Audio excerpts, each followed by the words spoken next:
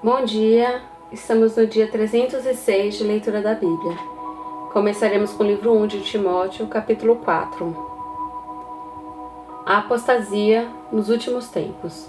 Ora, o Espírito afirma expressamente que nos últimos tempos alguns apostarão da fé, por obedecerem a espíritos enganadores e a ensinos de demônios, pela hipocrisia dos que falam mentiras e que têm a consciência cauterizada, que proíbem o casamento e exigem a abstinência de alimentos que Deus criou para serem recebidos com gratidão pelos que creem e conhecem a verdade.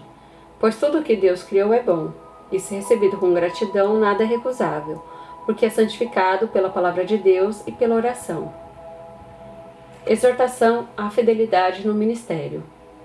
Expondo essas coisas aos irmãos, você será um bom ministro de Cristo Jesus, alimentado com as palavras da fé e da boa doutrina que você tem seguido. Mas rejeite as fábulas profanas e de velhas caducas. Exercite-se pessoalmente na piedade, pois o exercício físico tem algum valor, mas a piedade tem valor para tudo, porque tem a promessa da vida, que agora é a de vida.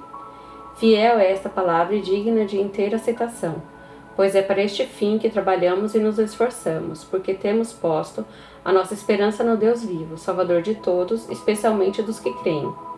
Ordene estas coisas e ensine-as. Ninguém a despreze por você ser jovem. Pelo contrário, seja um exemplo para os fiéis na palavra, na conduta, no amor, na fé e na pureza. Até a minha chegada, dedique-se à leitura pública das Escrituras, à exortação ao ensino. Não seja negligente para com o dom que você recebeu, o qual lhe foi dado mediante profecia, com a imposição das mãos no presbitério. Medite essas coisas e dedique-se a elas, para que o seu progresso seja visto por todos. Cuide de você mesmo e da doutrina. Continue nestes deveres, porque fazendo assim, você salvará tanto a si mesmo como aos que o ouvem. Isaías, capítulo 38. A doença de Ezequias e a sua cura maravilhosa. Por esse tempo, Ezequias adoeceu de uma enfermidade mortal. O profeta Isaías, filho de Amós, foi visitá-lo e lhe disse: Assim diz o Senhor, ponha em ordem a sua casa, porque você morrerá. Você não vai escapar. Então Ezequias virou o rosto para a parede e orou ao Senhor.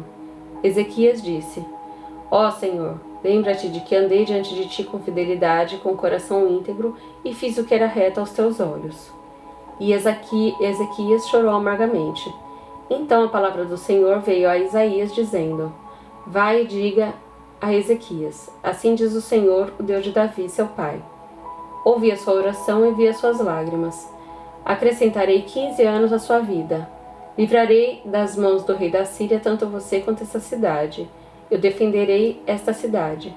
Esse é o sinal que você receberá do Senhor, para indicar que ele cumprirá o que prometeu.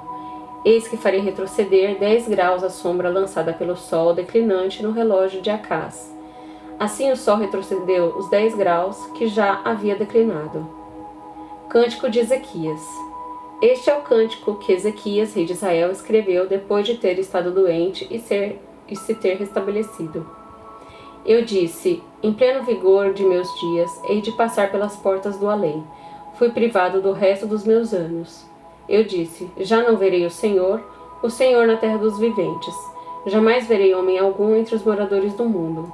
A minha habitação foi arrancada e removida para longe de mim, como a tenda de um pastor. Como o tecelão enrolei a minha vida, ele me cortará do tear, do dia para a noite, darás cabo de mim.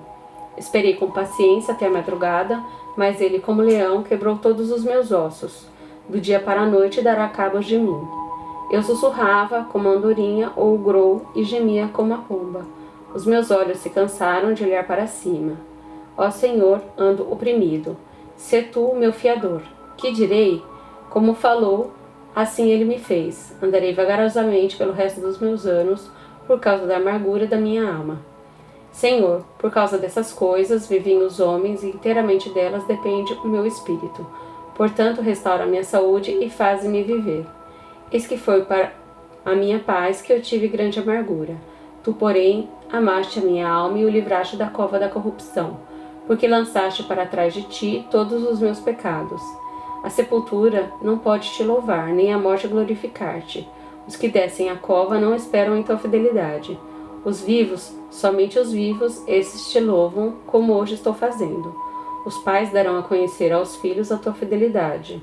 O Senhor veio salvar-me. Por isso, tangendo os instrumentos de cordas, nós os louvaremos todos os dias de nossa vida na casa do Senhor.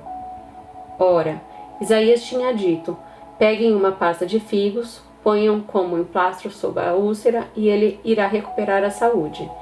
E Ezequias tinha perguntado: qual será o sinal de que subirei à casa do Senhor?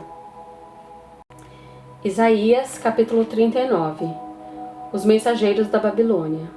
Nesse tempo, Merodach-Baladã, filho de Baladã, rei da Babilônia, enviou cartas e um presente a Ezequias, porque soube que ele havia estado doente, mas que agora já estava recuperado. Ezequias se agradou disso e mostrou aos mensageiros a casa do seu tesouro, a prata, o ouro, as especiarias, os óleos finos, todo o seu arsenal e tudo o que havia nos seus tesouros. Não houve nada em seu palácio nem em todo o seu domínio que Ezequias não lhes mostrasse. Então o profeta Isaías foi falar com o rei Ezequias e lhe disse: que foi que aqueles homens disseram e de onde vieram? Ezequias respondeu: vieram de uma terra distante da Babilônia para me visitar. Isaías perguntou: o que eles viram no seu palácio? Ezequias respondeu: viram tudo o que há em meu palácio. Não houve nada dos meus tesouros que eu não lhes mostrasse. Então Isaías disse a Ezequias: ouça a palavra do Senhor dos Exércitos. Eis que virão dias em que tudo o que houver no seu palácio, isto é, tudo o que seus pais ajuntaram até o dia de hoje, será levado para a Babilônia. Não ficará coisa alguma, diz o Senhor. Alguns dos seus próprios filhos, gerados por vocês, serão levados, para que sejam eunucos no palácio do rei da Babilônia. Então Ezequias disse a Isaías: boa é a palavra do Senhor que você falou. Pois ele pensava assim: enquanto eu viver, haverá paz e segurança. Salmos 119, versículos de 121 a 144.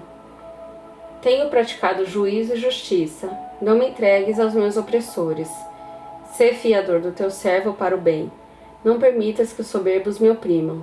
Os meus olhos desfalecem à espera da tua salvação e da promessa da tua justiça. Trata o teu servo segundo a tua misericórdia e ensina-me os teus decretos. Sou teu servo, dá-me entendimento para que eu conheça os teus testemunhos. Já é tempo de entrar em ação ao Senhor, pois a tua lei está sendo violada. Amo os teus mandamentos mais do que o ouro refinado.